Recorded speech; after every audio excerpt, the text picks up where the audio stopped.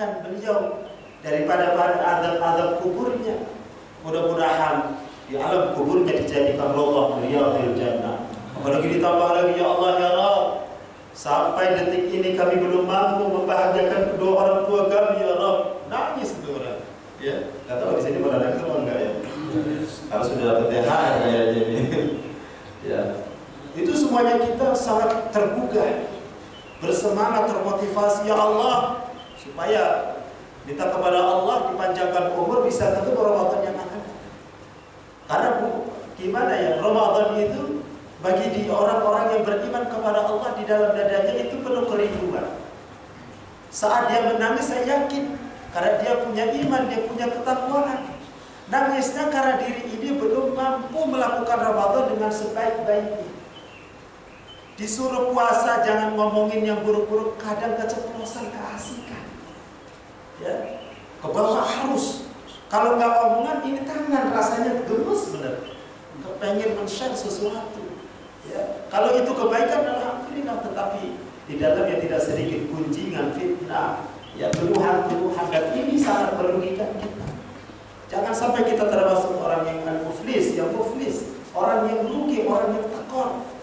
Siapa orang yang tekor? Dia beramal soleh, tapi setiap hari dia mencaci maki, ma'udzubillah subhanahu. Terus kita bertemu bulan Syawal, diiringi ya sebelum Syawal kita mudik yang punya kampung halaman, cerita ketemu dengan keluarga saudara yang begitu lama tidak berjumpa. Kalau ditanya apa sih tradisi di Indonesia menjadikan orang itu bersemangat mudik? Bagi yang punya kampung ya Pak ya, ini orang asli sini semua bukan ini? Asli sini semua? Orang mudik ini ya. Kalau dia punya kampung, ini sebuah gambaran hakikatnya. Kita semua bakal kembali kepada Allah, bakal pulang kampung, karena kita ini adalah makhluk-makhluk Allah, anak Adam, anak cucu Adam, ya, yang dulunya tinggal di surganya Allah. Artinya kampung kita yang asli itu adalah di surga. Nah, itu ketentuan Allah. Allah turunkan Nabi Adam karena sebuah pelanggaran. Dan ini memang sudah menjadi ketentuan Allah. Menjadi proses. Sampai detik ini dan menjelang akhir hayat kita pun diproses oleh Allah, diuji oleh Allah. Maka saat-saat sakaratul maut keluarga kita, saudara kita, laqinu mautakum la ilaha illallah, karena diuji, ujian yang terakhir. Maka sebagai kita ya, bagi anak, cucu atau sebagai orang tua, di saat menyaksikan sakaratul maut saudara-saudari kita itu, karena itu sangat dibutuhkan detik-detik yang menegangkan. Maka saat Syawal seperti ini Allah izinkan kita berjumpa lagi, panjang umur, sehat walafiat. Tapi gak ada jaminan Ramadan akan datang kita berjumpa. Maka isi kebaikan-kebaikan di saat ini dengan ta'lim kayak begini, hidupkan semangat Ramadan. Di bulan Ramadan ada kajian ba'da zuhur, ada kajian ba'da isya, ba'da subuh, apalagi itu duha, itu ada gitu. Tilawatil Al-Quran. Itu kan semangat-semangat yang 1 bulan kita bisa lakukan. Tapi bisa nggak dalam 11 bulan kegiatan yang positif itu sesuatu yang menjadikan makanan rohani yang begitu cukup untuk ya ruh kita bisa lakukan di 11 bulan yang akan datang.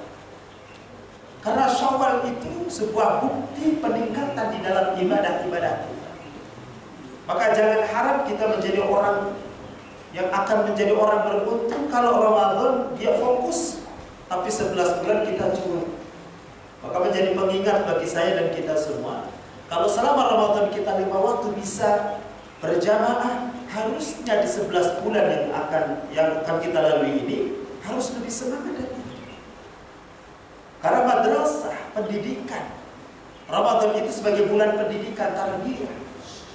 Pendidikan apa? Saat Ramadan kita nikmat baca Al-Quran. Saat Ramadan kita begitu banyak qiyamul Ramadan atau qiyamul lail. Harusnya 11 bulan yang akan datang itu menjadi pertanda ibadah kita diterima oleh Allah Subhanahu wa Ta'ala. Hanya Allah yang tahu.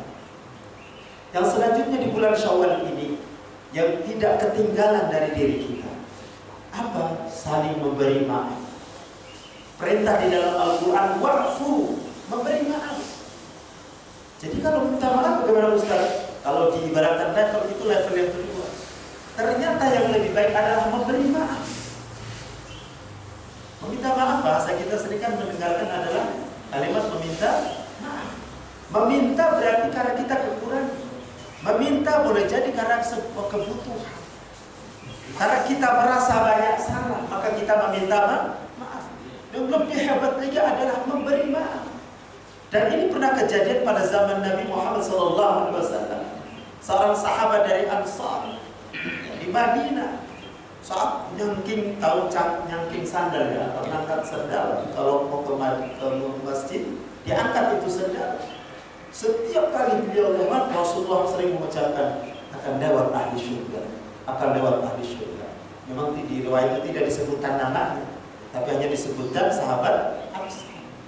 Dan rupanya para sahabat Nabi yang lain penasaran, apa yang menjadikan orang ini, saya lihat ibadahnya biasa, bukan seorang sahabat yang unggul di masanya.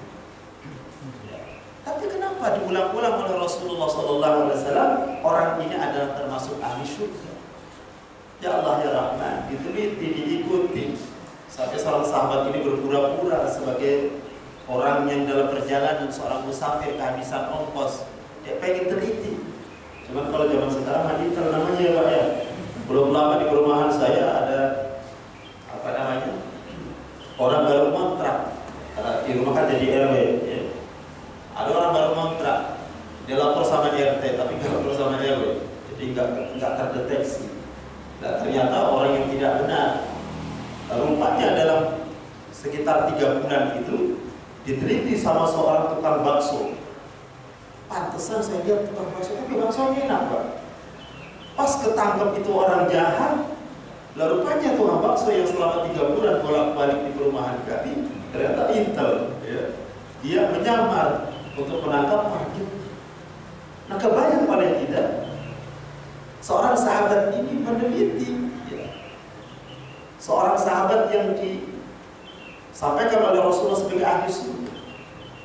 Saat diikutin kegiatannya biasa saja, di rumah tahajudnya nggak lebih kayak sahabat-sahabat yang lain, biasa saja. Sampai dalam satu diskusi, saya itu kesini hanya pengen tahu kenapa si Rasulullah berulang-ulang menyatakan engkau sebagai ahli surga. Saya lihat amalannya biasa saja, tapi kenapa Rasulullah berulang-ulang menyampaikan itu? Dan rupanya dia mengatakan memang saya biasa saja, nggak ada yang luar biasa. Karena sudah terjawab, sahabat ini pulang. Sebelum pulang dipanggil, sebentar. Saya hanya mengamalkan, yang amalan ini sederhana, tetapi kalau kita amalkan memang berat. Apa itu? Sebelum saya tidur, saya mendoakan kepada orang-orang yang menzalimi saya, menjahati saya. Saya sudah maafkan. Kalaupun besok tidak ada umur, saya sudah lepas, tidak ada dendam. Maka orang-orang seperti ini yang dipanggil oleh Allah dengan panggilan mesra, ya ayyatuhan nafsul mutmainnah irji'i ila rabbiki radiyatan mardiyah. Orang yang begini rohnya diridhoi oleh Allah. Saat dia wafat kayak orang tidur saja. Pernah tidur nggak Pak? Bu, pernah tidur Bu? Ya nggak dia tidur itu. Itulah gambaran orang yang insya Allah wafatnya mudah kayak orang tidur aja tuh. Ya. Maka kita meninggal pun setiap waktu kita latihan dengan tidur itu. Maka dikatakan tidur itu namanya setengah mati, doa-doa gitu kan. Itulah kita katakan orang-orang yang hatinya penuh keridhaan, seluas samudra dia maafkan kesalahan-kesalahan orang, maka saat tidurnya, saat wafatnya, ya Allah ya Rahman, penuh kemuliaan. Makanya itu yang disampaikan oleh Rasulullah. Ternyata si fulan atau seorang sahabat ini, dia senantiasa memaafkan setiap malamnya kepada siapapun yang mencaci makinya. Tapi ini jangan jadi senjata kita segampang itu Pak. Ya mentang-mentang ya kita ditolimi, kita nggak cermin diri juga. Barangkali kita sudah menyebarkan fitnah, akhirnya orang menyerang kita. Saya jadikan. Tapi ini betul-betul seorang sahabat ini, betul-betul dia menjaga dirinya. Tapi kan di mana saja memang kita bertetangga, bermasyarakat, ada saja ya Pak ya. Ada saja. Tapi kalau di sini kayak damai-damai saja. Saya takut. Ya nggak tahu dari remajanya kumpul bareng nggak di sini. Ya, udah akrab. Alhamdulillah. Seorang sahabat ini dijamin oleh Rasulullah termasuk ahli surga karena apa? Dia sudah memaafkan kesalahan-kesalahan orang yang pernah menjahati beliau. Dan ini tertuangkan di dalam Al-Qur'anul Karim kepada orang-orang yang diberikan balasan oleh Allah atas apa yang dilakukan, yaitu apa? Memaafkan kesalahan orang lain. Ini termaktub di dalam surah Asy-Syura surah ke-42 ayat yang ke-40. A'udzubillahi minasyaitonirrajim. Wa jazaa'u sayyi'atin sayyi'atun mislaha faman 'afa wa aslaha fa ajruhu 'ala Allah innahu la yuhibbudz dzalimin.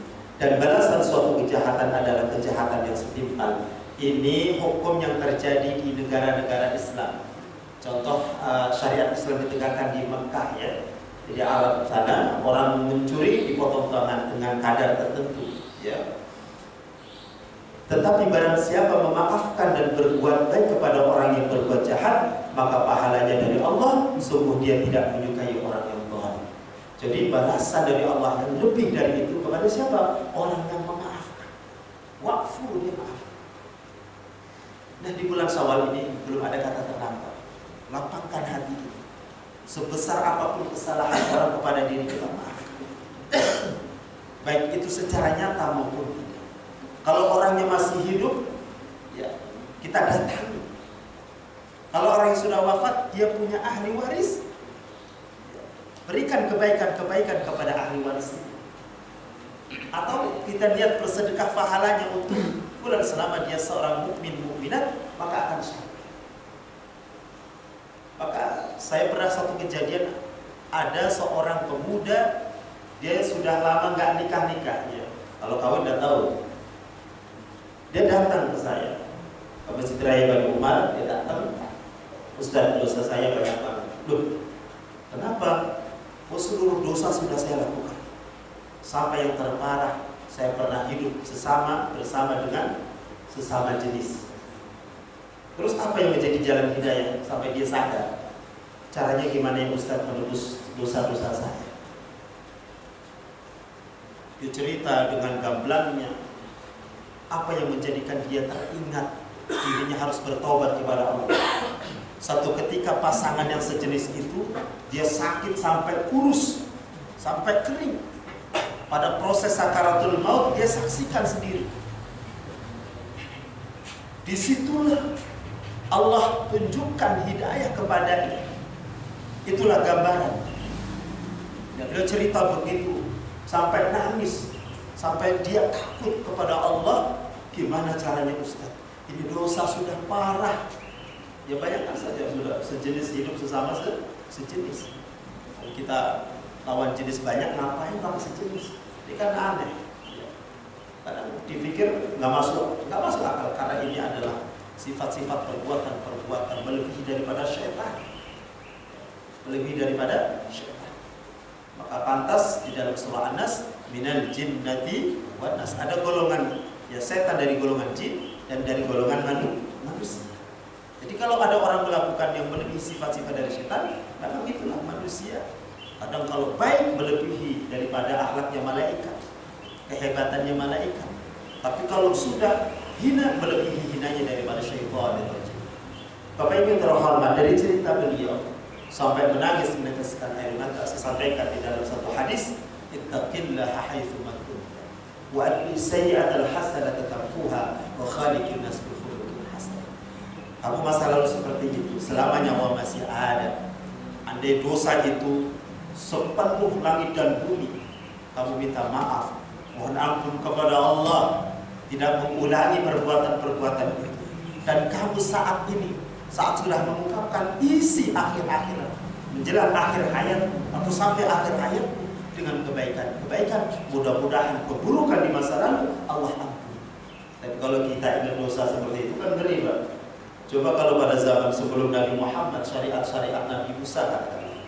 Syariat Nabi Musa itu orang taubatan nasuhanya, syaratnya diantaranya adalah dia mencari tempat yang paling tinggi, gunung atau bukit yang paling tinggi. Itu cara tobatnya syariat daripada Nabi Musa. Terus apa yang dilakukan? Dia terjun. Kalau dia mati sampai hancur, tobatnya ini untungnya enggak terjadi pada ya syariat Nabi Muhammad SAW. Bisa repot ini ya. Maka alhamdulillah dengan izin Allah, syariat Nabi Muhammad bukan kita mudah-mudahan, dimudah-mudahkan. Tapi ini sebuah kemurahan dari Allah Subhanahu wa taala menjadikan kepada diri kita kesempatan demi kesempatan Allah berikan. Tinggal kita sadar. Nah, si fulan ini dia menyadarinya. Saya mendoakan mudah-mudahan kau istiqamah, ya, continue terus menerus melakukan kebaikan sampai akhir hayat. Maka dalam kesempatan yang mulia ini, dari cerita ini jangan berputus asa Bapak Ibu dalam kata Allah. Teruslah mohon ampun kepada Allah atas dosa-dosa kita. Mudah-mudahan Allah ampuni sebelum ajal menjemput kita. Amin ya rabbal alamin. Maka apa yang terbaik Ustaz di bulan Syawal ini? Memaafkan. Memang sulit, memang berat, tapi ini sebuah amalan yang nanti di yaumul hisab ada orang secepat kilat sampai malaikat dan orang-orang mukmin itu takjub, siapa sih fulan ini? Saya kuatkan cerita ini dari almarhum Ustaz Arifin Ilham. Beliau berulang-ulang cerita tentang ini, orang yang melesat ya, di yaumil hisab, di titian sirat. Siapa ini? Beliau rupanya sudah masuk surga. Ditanya, amalan apa yang kau lakukan semasa di dunia? Saya maafkan siapapun yang pernah menyakiti, menzalimi saya, sebesar apapun dosa kesalahan. Ini memang berat, tetapi balasannya luar biasa. Bapak Ibu dirahmati Allah Subhanahu wa taala. Maka di bulan Syawal ini tunaikan kalau ada hutang-hutang. Selama di Ramadan ada yang bolong-bolong, ya tunaikan. Karena hutang kepada Allah lebih wajib harus kita bayar. Kita kepada sesama saja, ya perhatikan saat kita sudah meninggal dunia. Saya sebagai keluarga, perwakilan keluarga, kalau almarhum ada hutang piutang, kan begitu ya. Mohon sampaikan kepada keluarga, jangan sampai ini mah ya, dibayar. Kenapa? Karena ini ngeri-ngeri sedep. Ngeri-ngeri sedepnya gimana? Nah, kita banyak hutang ya. Rumah masih hutang, mobil masih hutang, ya kan? Ini menjadi pengingat bagi kita. Kenapa? Hutang kepada manusia saja harus dibayar. Karena menjadikan roh kita akan ngambang dalam satu riwayat begitu. Tidak diterima oleh Allah. Sampai satu ketika Rasulullah mau nyelatin tanah, ditanya, dia orang punya hutang kan? Kalau punya hutang nanti dulu sampai dibayarkan hutang. Jadi artinya apa? Hutang kepada manusia saja wajib, apalagi hutang kepada Allah Subhanahu wa taala. Mudah-mudahan di bulan Syawal ini kita bisa menunaikan, jangan sampai kita punya hutang kepada sesama atau hutang kepada Allah Subhanahu wa taala dengan puasa Ramadan kemarin barangkali sakit, ya kalau lain hal di bulan silakan diganti selama masih ada umur. Mudah-mudahan Allah berikan kemudahan kepada kita. Baik, ini cukup waktunya. Cukup ya, karena ada kegiatan yang lain. Yang terakhir tentunya di bulan Syawal ini, selain daripada kita meminta maaf, memberi maaf, kita membayar hutang-hutang kepada Allah dan kepada sesama, yang terpenting lagi adalah silaturahim kita jaga. Dengan silaturahim ini ya Allah ya Rabb, silah artinya nyambung, yang tali rahim adalah kasih sayang. Karena dengan hidup berkasih sayang, ini sebagaimana termaktub di akhir surah Al-Fat, ruhama'u bainahum, ciri daripada umat Nabi Muhammad, ciri daripada orang-orang yang ada di sekeliling Nabi Muhammad SAW, dia ruhama'u bainahum, saling berkasih sayang. Maka adanya musibah di saudara kita, ya di mana saja berada, baik di Palestina atau di negeri kita, mudah-mudahan rasa empati hadir pada diri kita. Untuk apa? Kita saling berbagi, membantu, meringankan saudara-saudari kita. Mudah-mudahan ada manfaatnya. Mari kita tutup dengan tafadhol majlis. Subhanallahumma wa bihamdika, asyhadu an la ilaha illa anta, astaghfiruka wa atubu ilaik. Assalamualaikum warahmatullahi wabarakatuh. Waalaikumsalam. Sekarang saya mohon izin, saya harus sampai ke Bani Umar. Ya, saya kasih. Ya, terima kasih. Alhamdulillah, saya kembali ganti pada Ustaz Fadali Asofa yang telah menyampaikan pelajaran yang pagi ini, itu terkait masalah di mana kita masih dalam suasana Idul Fitri, bisa saling memaafkan. Sebagaimana disampaikan oleh Ketua DKM bahwa kita kedatangan tamu itu dari MRI, ya, Masyarakat Relawan Indonesia, yaitu Bapak Ustaz Didi yang akan menyampaikan satu. Itu sebelumnya kami serahkan pada beliau.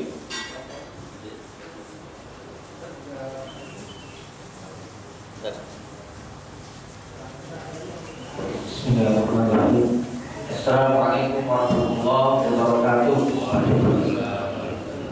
Alhamdulillah, syukurillah, alhamdulillah, wa nasta'inu wa nastaghfiru wa na'udzu billahi min shururi anfusina wa min sayyiati a'malina man yahdihillahu fala mudilla lahu wa man yudlil fala hadiya lahu. Asyhadu an la ilaha illallah wahdahu la syarika lahu wa asyhadu anna Muhammadan abduhu wa rasuluhu la nabiyya ba'dahu amma ba'du. Terima kasih kepada Pak Emi dan Ketua DKM Masjid Al Istiqomah dan juga para jemaah sekalian